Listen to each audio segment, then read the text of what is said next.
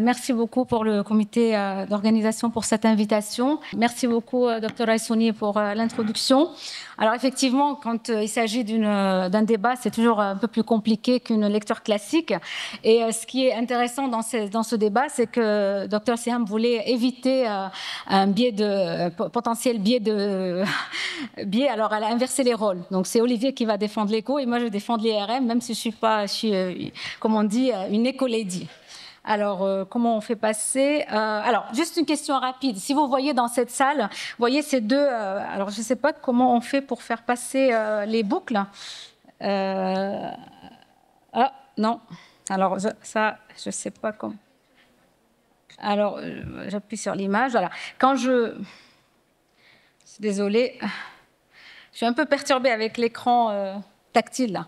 Donc, quand je montre ces deux images, je suis sûre que dans la salle, il y a beaucoup de gens qui vont préférer la résolution spatiale de l'image de l'IRM, même si elle ne tourne pas, mais là, normalement, elle tourne. Donc, je ne sais pas. Alors, deuxième question, si je vous montre tous ces patients, ils ont tous une hypertrophie du ventricule gauche, mais est-ce que vous serez capable, avec cette vue uniquement, de dire qui fait quoi? Est-ce que c'est une Fabry? Est-ce que c'est une amylose? Est-ce que c'est une cardiopathie hypertensive? Est-ce que c'est une cardiopathie de l'insuffisance rénale? Je suis sûre que c'est un peu difficile de répondre à cette question sans le contexte clinique et sans d'autres imageries multimodales. Donc, il est vrai que l'hypertrophie ventriculaire gauche, c'est les causes les plus fréquentes, sont les cardiopathies hypertensives dans notre pratique et les maladies valvulaires aortiques. Et bien sûr, dans ma pratique aussi, il y a beaucoup d'insuffisants rénaux chroniques. Et le problème, c'est qu'un train peut cacher un autre. Et derrière ce diagnostic facile d'insuffisant rénal chronique peut cacher une autre maladie qui donne elle-même une insuffisance rénale. Et derrière une sténose aortique, on va dire simple, on peut cacher une cardiopathie qu'on ne voit pas évidemment. Il est vrai aussi que l'échographie et le CG représentent quand même le moyen le plus facile et le plus commun et le moins cher pour visualiser et décrire une hypertrophie ventriculaire. Même si, comme je vous ai dit, l'hypertension et la sténose aortique représentent la cause la plus fréquente, il faudrait quand même, en tant que cardiologue, essayer de détecter d'autres causes comme la cardiopathie hypertrophique sarcomérique ou les mimiqueurs, ceux qui miment le phénotype d'hypertrophie. Donc, c'est vraiment faire tout ton possible pour faire ça. Alors, pourquoi on s'intéresse à l'hypertrophie? C'est parce que l'hypertrophie ventriculaire est corrélée, quelle que soit l'étude, quel que soit le moyen utilisé pour l'évaluer, que ce soit le CG, l'écho ou l'IRM, c'est corrélé aux événements cardiovasculaires. Et l'hypertrophie peut être ou l'hypertrophie du septum ou la masse ventriculaire. Alors, le problème de l'hypertrophie, c'est que c'est uniquement le sommet visible de l'iceberg. Et derrière ce mot hypertrophie, ou entre parenthèses hypertrophie, on a beaucoup d'autres maladies, comme l'hypertension, comme le cœur d'athlète, comme les cardiopathies infiltratives, etc. etc. Alors, vous savez tous, le moyen d'évaluer ou de calculer une hypertrophie en ECG, on a l'indice de Sokolov, on a le R en VL supérieur à 11, on a l'indice de Cornell, tout le monde le connaît. Le problème de l'ECG, c'est que c'est démontré qu'il a une faible sensitivité entre 6 et 53%. La spécificité est meilleure, entre 75 et 90%. L'échographie est sensible, on n'a pas de chiffres précis, mais bien sûr, l'IRM, je vais vous le montrer, que c'est le gold standard. L'échographie, c'est quoi? C'est la masse ventriculaire gauche. Pour hommes et pour femmes, c'est différent. Il faut indexer à la surface corporelle. Alors, comment on mesure le septum et la paroi postérieure? Je n'ai pas besoin de passer beaucoup de temps. Vous savez que ce soit ou le M-mode ou en 2D guided, mais il faut vraiment faire attention aux distorsions du ventricule gauche. Une fois qu'on a mesuré le septum et la paroi postérieure, il faut calculer la masse et vous voyez tout de suite la formule hyper compliquée qui est montée au cube. Donc vous avez vu les potentielles erreurs. Donc faites attention à ne pas inclure la bandelette au niveau des trabéculations du VD et faites attention à ne pas inclure également les cordages ou le muscle papillaire pour ne pas surestimer ces parois de mesure, auquel cas vous allez les monter au cube. D'accord? Donc la masse, je vous avais montré, il y a des guidelines dans les recommandations européennes et américaines, c'est entre 96 et 200 grammes pour l'homme et 66 150. Vous voyez l'erreur de mesure, hein, et c'est monté, comme je vous ai dit, au cube. Donc, vous imaginez toutes les possibles erreurs quand on donne la masse en échographie.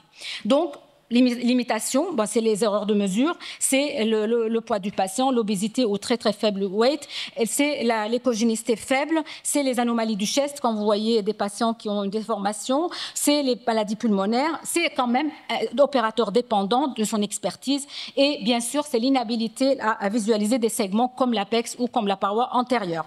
C'est pour cela je arrive à l'IRM qui a commencé en 1985, on avait besoin de 2 heures pour visualiser le cœur et pour faire les mesures. Et puis, il y a eu un progrès énorme dans quelques années. On peut faire des beating hearts, des images dynamiques. Alors, ça ne marche pas, je ne sais pas pourquoi. Et maintenant, on est capable en 5 à 10 minutes à scanner le cœur de façon globale, toute la structure du cœur, avec une résolution spatiale inférieure à 1,5 mm3 et une résolution temporelle inférieure à 45 millisecondes. Alors, juste pour résumer, que l'IRM, potentiellement et virtuellement, peut donner tous les paramètres dont on a besoin du diagnostic jusqu'au phénotype exact. Alors bien sûr, Olivier va essayer de démontrer l'opposé, mais on nous a appris qu'on est capable de voir le cœur dans toutes les dimensions potentielles.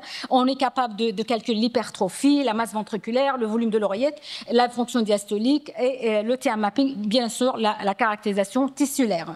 Alors, donc, elle nous donne une image détaillée, disséquée du cœur, et en cas d'hypertrophie, elle nous permettra d'évaluer de façon précise l'épaisseur myocardique et la masse ventriculaire.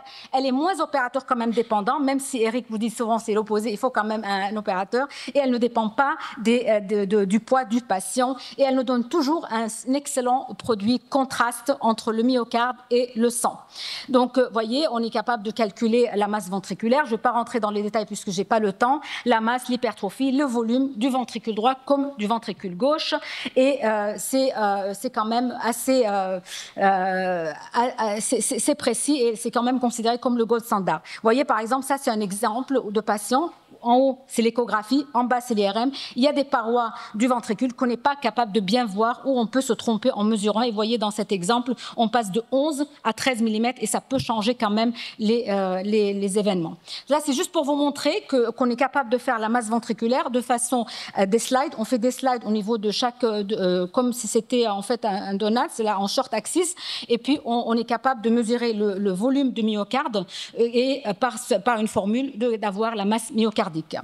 Alors, donc tous les cœurs hypertrophiés ne sont pas des hypertensions artérielles, vous l'avez bien compris, et ne sont pas dus à des pressure volume overload, c'est-à-dire des surcharges volumétriques ou de pression. Il faut quand même savoir détecter une amylose, détecter une fabrie, détecter une fibrose endomyocardique, etc., etc. Alors l'IRM, ça c'est dans les recommandations, vous voyez qu'elle rentre dans un algorithme de multimodalité imaging et ça permet une caractérisation tissulaire inégale. Alors, pourquoi elle permet cette tissue characterization? Parce que en fait, le rehaussement tardif a une courbe, une trajectoire et unique entre le cœur fibrosé, le cœur qui a d'œdème ou le cœur qui a des vacuoles, par exemple, lipidiques, et le myocarde normal. Donc, selon ce late gadolinium, c'est-à-dire ce rehaussement tardif, ça nous permettra d'avoir différents patterns qui vont nous conduire vers tel ou tel diagnostic. D'ailleurs, dans les recommandations, les dernières des cardiomyopathies, vous voyez que pour chaque exemple, on a un pattern particulier. Je vous donnerai des exemples qui nous permettra de distinguer ou at least de nous donner un hint vers une cardiopathie versus une autre comme l'amylose versus la fabrie versus l'hypertrophie sarcomérique en utilisant le TM mapping ou le TIDOSTAR. D'ailleurs, c'est passé dans ces recommandations de classe 1C à classe 1B maintenant pour le diagnostic initial de ces cardiomyopathies. Alors là, quand on va voir quelques exemples ici, vous voyez par exemple dans le cas des hypertrophies sarcomériques, on voit très très bien que le septum, on peut le visualiser de façon extraordinaire. La paroi du ventricule droit quand il s'agit d'une hypertrophie des deux côtés, quand il s'agit d'une obstruction mid-cavitaire ou d'un apex ou d'un anévrisme apical, c'est quand même bien plus visible en IRM qu'en échographie. D'ailleurs, quand on regarde les dernières recommandations de l'estimation de risque de mort subite en Amérique, ce n'est pas encore en Europe, on voit que l'évaluation du rehaussement tardif supérieur à 15% fait partie de l'évaluation de risque potentiel de mort subite chez les patients, pas chez les enfants. Alors, bien sûr, là, l'amylose, on en a tous parlé. Vous voyez, on a pas mal de patterns, que ce soit des éléments morphologiques ou de caractérisation tissulaire, avec une inversion du temps qui est quand même assez spécifique à l'amylose. On a du mal à inverser le myocarde, le sang, le volume extracellulaire aussi, et puis ce T1 mapping qui est quand même très allongé par rapport à un cœur normal. Alors, voilà, c'est par exemple le cas de la sténose aortique. Quand on fait l'échographie, on ne pourra pas caractériser le cœur. Mais vous voyez ici, par exemple, un patient qui a une sténose aortique simple, voilà, dès que je touche le truc, je suis perdue. Et comparé aux d'autres patients qui ont un myocarde qui est malade, on voit bien qu'une sténose aortique simple donne très peu, en tout cas, de rehaussement tardif versus les autres malades qui ont une sténose aortique, mais aussi une autre maladie cardiomyopathique telle que l'amylose cardiaque. Et ça, potentiellement, je sais qu'il y a des red flags en écho, mais des fois, on peut passer à côté. Et c'est pour ça qu'on a du mal à diagnostiquer la sténose aortique et l'amylose cardiaque. Ça, c'est le cas d'un malade de Fabry, d'Anderson Fabry. Vous voyez qu'à un stage avancé, on voit qu'il y a un rehaussement tardif au niveau mid-layer, au niveau inférolatéral. Je ne sais pas pourquoi c'est l'inférolatéral et pas haute, mais ça commence en tout cas là, avec un amincissement de la paroi inférolatérale. Alors, ces paramètres, la T1, T2, je ne suis pas encore une fois une IRM woman comme Olivier, mais c'est des paramètres qui ne nécessitent pas une injection de gadolinium, c'est avant injection, et ça nous permet quand même, ça permet de caractériser le myocarde selon qu'il y a de l'œdème, selon qu'il y a de la fibrose interstitielle et selon qu'il y a par exemple du fer à l'intérieur. Et en fonction de ce chiffre de T1, à condition de bien calibrer la machine, sa machine, et avoir une bonne expertise et un bon software, c'est très très utile. Alors vous voyez par exemple ce papier qui nous montre que par exemple en Fabry, on a un T1 mapping qui est très très bas parce qu'il y a des vacuoles lipidiques au moins au début de la maladie, et l'amylose cardiaque fait partie des maladies où il y a le T1 qui est le plus élevé. D'accord? Donc c'est des paramètres que maintenant ça se fait de façon assez habituelle. Vous voyez ici le Fabry versus l'amylose AL, où on voit une grande différence de T1 mapping chez ces malades. Alors bien sûr, Olivier va essayer de montrer qu'on peut avoir ces paramètres de façon indirecte.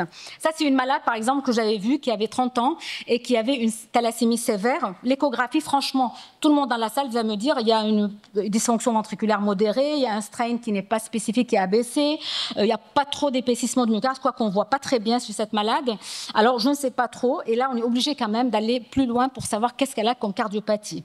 Et là, quand on fait l'IRM, normalement, ça bouge, mais là, ça ne bouge pas. On voit qu'il y a un T2 star qui est inférieur à 20 millisecondes. Et ça, c'est vraiment signe la présence de fer dans le cœur. Et d'ailleurs, elle en est morte parce qu'elle n'a pas accepté la transplantation cardiaque. Alors, juste un dernier mot pour le cœur d'athlète. Alors, je sais qu'au Maroc, il y a beaucoup d'athlètes, plus qu'à Riyad, même si ça commence à venir. Donc, on est obligé quand même de temps en temps de faire la différence entre une cardiopathie hypertrophique maladie versus un cœur d'athlète ou celui qui a les deux.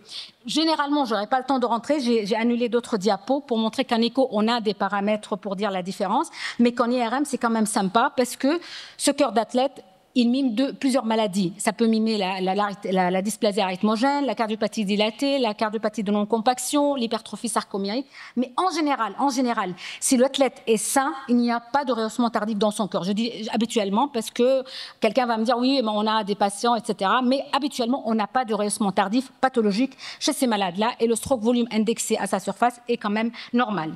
D'accord? Donc, juste pour terminer, l'IRM du futur, c'est pour vous dire qu'au-delà des mesures, de la précision, des mesures de la paroi, de la masse ventriculaire, de la fraction d'éjection, on a maintenant la possibilité de caractériser le cœur sans même injecter. Alors Olivier va nous parler, ou le Dr Raissoni qui est aussi en IRM, de ce rehaussement tardif virtuel. Aussi la caractérisation tissulaire avec la microstructure, avec ce qu'on appelle le diffusion tensor imaging. Ne me demandez pas ce que c'est, je ne sais pas. J'ai vu ça dans la littérature. C'est peut-être dans le futur, et puis le métabolisme cellulaire avec la combinaison. Donc, pour comparer, juste pour résumer tout ce que je vous ai dit, en IRM, on a une résolution excellente, une caractérisation tissulaire inégale, une évaluation de la fibrose myocardique, marqueur d'événements importante, ce qui n'est pas le cas en échographie, une visualisation de l'apex qui est excellente et des parois non visibles en échographie, une reproducibilité qui est importante, et puis il n'y a pas bien sûr d'explosion au rayonnement dans les deux dans les deux cas. En take-home message, mes amis, l'IRM est indispensable pour le diagnostic des hypertrophies. Elle est une modalité robuste quand même qui donne des informations et une évaluation du cœur dans toutes les dimensions, si je peux me dire, avec une grande résolution pour les éléments anatomiques, fonctionnels et la caractérisation tissulaire. Elle identifie les hypertrophies dans certaines parois qu'on ne voit pas forcément, la paroi antérieure, latérale, notamment dans les CMH, j'ai fini, et elle peut couvrir tout le ventricule avec une très belle contraste entre le myocarde et le sang. Donc, pour moi, il est important, devant toute suspicion de cardiopathie pas évidente, de passer à une IRM. Je vous remercie.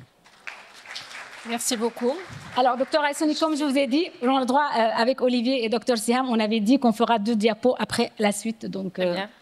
Je suis tout à fait d'accord avec vous. Donc, je te remercie vivement pour cette belle présentation, très riche, avec une très belle iconographie.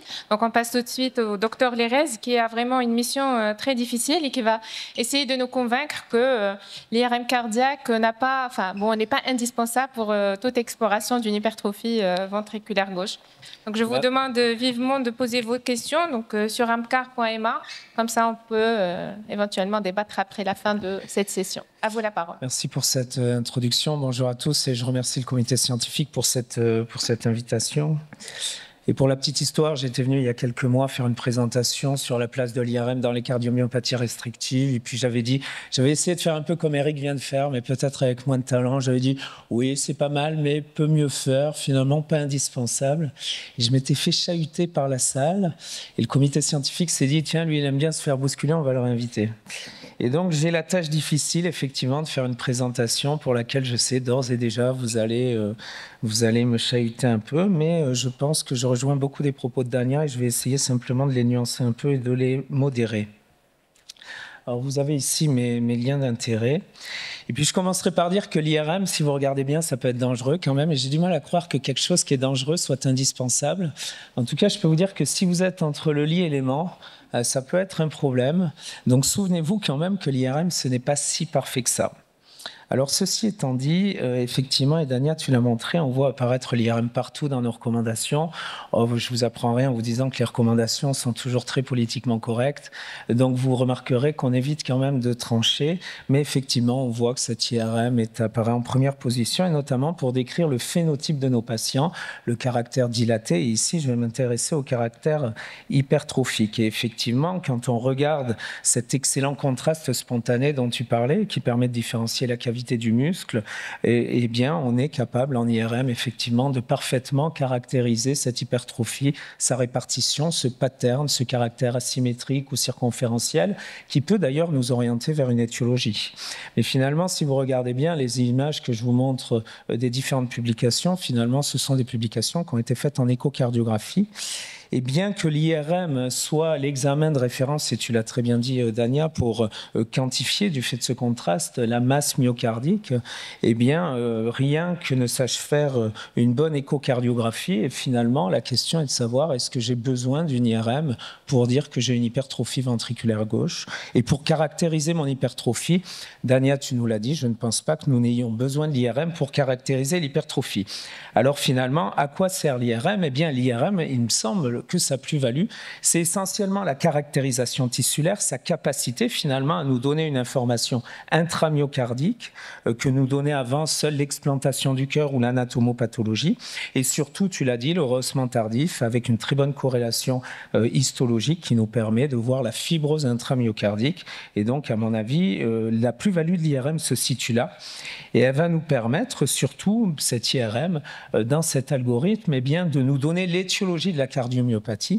Et finalement, plus que l'hypertrophie, ce qui va nous intéresser derrière l'hypertrophie, c'est quelle est l'étiologie de cette hypertrophie.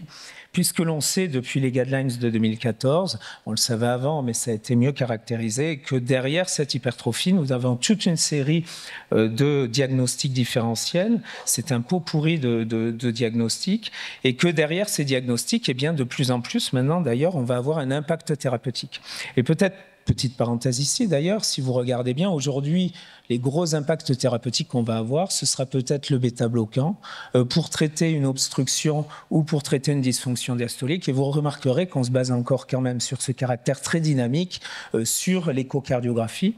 Et d'ailleurs, Dania, tu parlais du cœur du sportif qui n'apparaît pas dans ces étiologies, du cœur d'athlète. Mais moi, j'ai tendance quand même à me fier aussi à mes paramètres de relaxation qui sont quand même difficilement évaluables en IRM. Et donc, l'échocardiographie reste quand même au premier plan. Et l'IRM, pas forcément indispensable, et je vais vous le montrer. Alors la question reste, est-ce que l'IRM est indispensable? Et c'est sur le terme indispensable que je vais essayer de me concentrer devant toute hypertrophie ventriculaire gauche. Si je vous montre cet électrocardiogramme d'un patient de 38 ans, que je vous dis qu'il y a une hypertrophie ventriculaire gauche à l'échocardiographie, vous conviendrez qu'il s'agit fort probablement d'une cardiomyopathie hypertrophique sarcomérique et probablement pas ici d'une amylose ou d'un autre diagnostic. Et tout au plus, en l'absence d'entité syndromique associée, on se pensera peut-être, pourquoi pas, aller chercher un Fabry, mais on n'a pas besoin de l'IRM pour écarter le Fabry, on fera un dosage de son activité alpha-galactosidase A.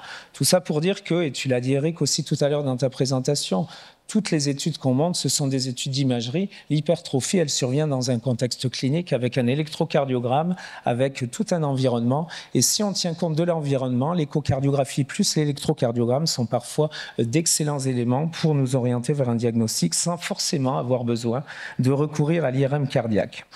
Et finalement, qu'est-ce qu'on cherche à faire au travers de cette IRM cardiaque? Mais globalement, en tant que clinicien, quand on fait de l'imagerie autour de l'hypertrophie ventriculaire gauche, c'est de détecter cette fibrose, le point commun de l'atteinte de nos organes avec fibrose de remplacement, fibrose cicatricielle, fibrose interstitielle ou la cardiopathie infiltrative.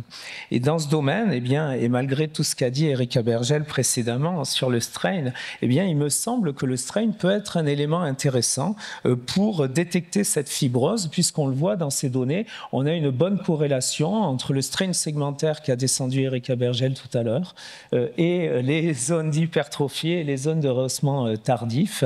Et donc, on a une corrélation entre ce strain segmentaire et ce rehaussement tardif en IRM qui fait qu'une bonne échocardiographie peut parfois orienter sur des zones de fibrose. Et c'est quelque chose qu'on connaît bien ici dans la maladie de Fabry, puisque dans la maladie de Fabry, on sait qu'on a du rehaussement tardif inférolatérobasal, des zones de fibrose inférolatérobasale, et c'est des choses qu'on peut voir apparaître sur les échographies quand on suit nos patients, et donc ça peut être un signe qui peut nous orienter vers une maladie de Fabry, et dans ces cas-là, plutôt que d'aller à l'IRM, directement chez l'homme, doser l'activité alpha-galactosidase A pour faire le diagnostic sans forcément avoir recours à l'IRM.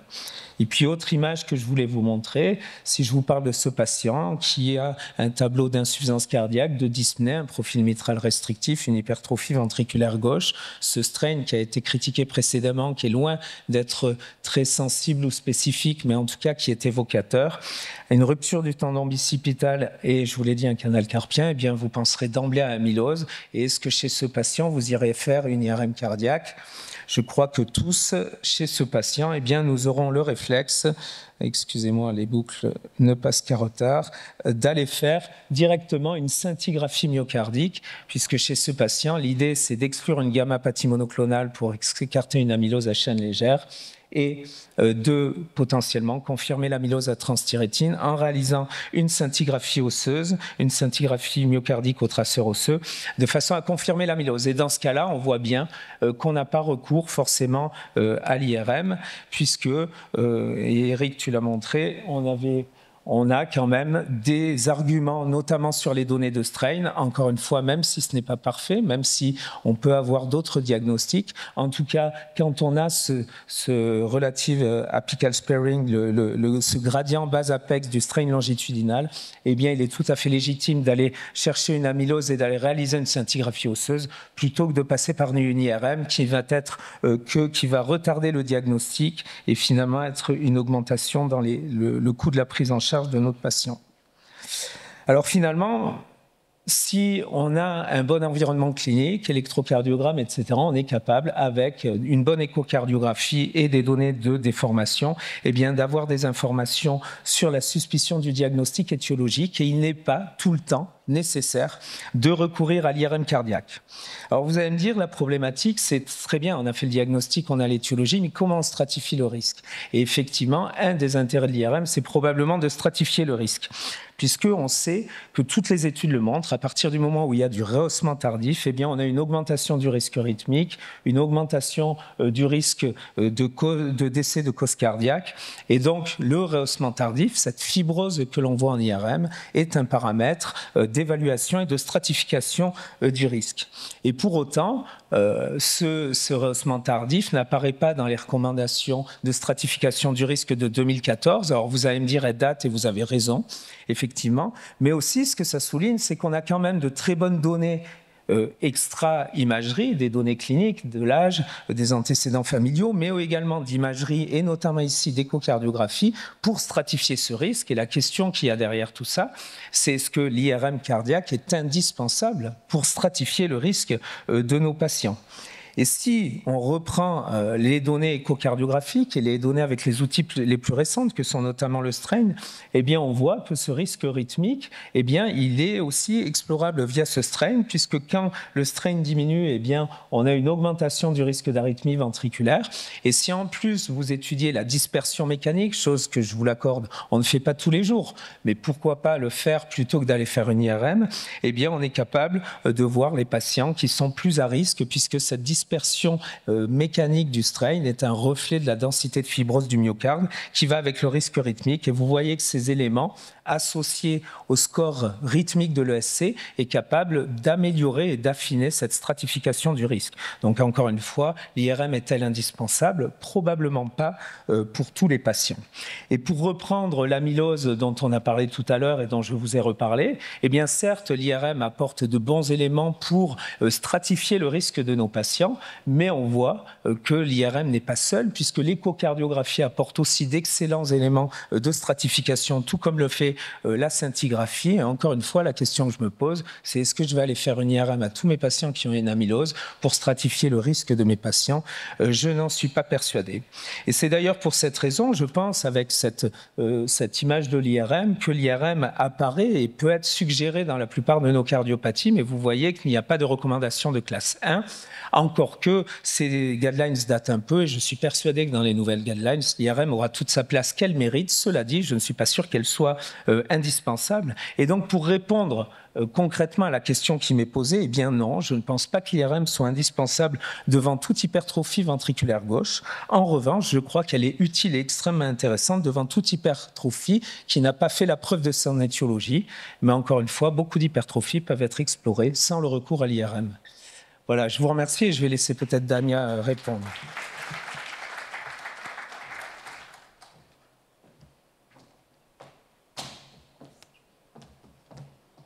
Si on peut revenir à mes diapos, la deux dernières diapos 43, et après il y aura 2 diapos.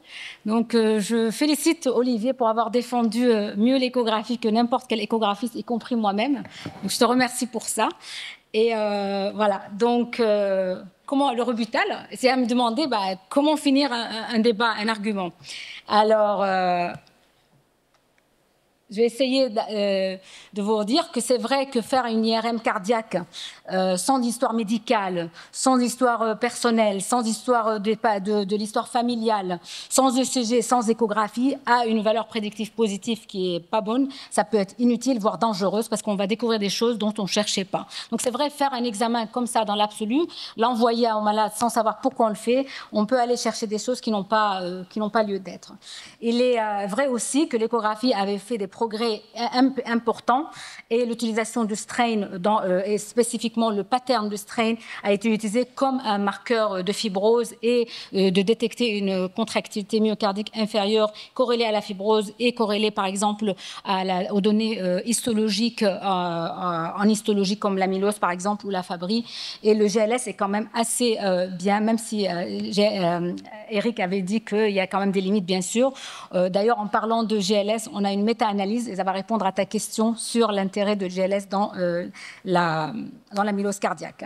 Alors c'est vrai que j'essaie de réconcilier un petit peu, on ne va pas se bagarrer avec Olivier, on est des amis. C'est vrai qu'une approche multiparamétrique, par exemple, en combinant l'histoire familiale, le CG, le strain, l'échographie, je veux dire, et l'IRM, ça nous permet d'avoir une image plus claire de l'histoire du patient et du diagnostic étiologique et de la caractérisation tissulaire, comme je vous ai montré ici ces 4 cas de sarcoïdose, de hypertrophie sarcomérique, Fabry et ATTR. Mais je voudrais quand même que vous rappeliez, et c'est ma dernière diapo, qu'il n'y a pas une seule modalité qui a une fiabilité de 100%. Des fois, comme il a dit, est-ce que j'ai besoin de faire une IRM si je sais qu'il y a des red flags à l'échographie, j'irai directement au PYP scan, à la médecine nucléaire pour la TTR ou au PET scan pour la sarcoïdose. J'ai peut-être pas besoin de passer par la case IRM. Aussi, chose très importante, les ressources locales sont très importantes et doivent prendre en considération. Je n'ai pas d'IRM à Casablanca, je n'ai pas d'IRM Rabat. Qu'est-ce que j'ai, où les rendez-vous sont dans 4 mois ou 5 mois, qu'est-ce que je fais? Et puis surtout, aussi, utiliser l'expertise que vous avez dans votre hôpital ou dans votre environnement. À la limite, je dirais, bon, c'est peut-être provoquant, mais un bon échographiste est peut-être mieux d'un radiologue qui n'a pas de background cardiologique. Et finalement, comme dirait Osler, en 1800 et quelques, il a dit l'assessment clinique et le sens commun est quand même le meilleur tool pour diagnostiquer les malades. Il a dit écoutez vos patients, ils vont vous dire ce qu'ils ont. Je vous remercie.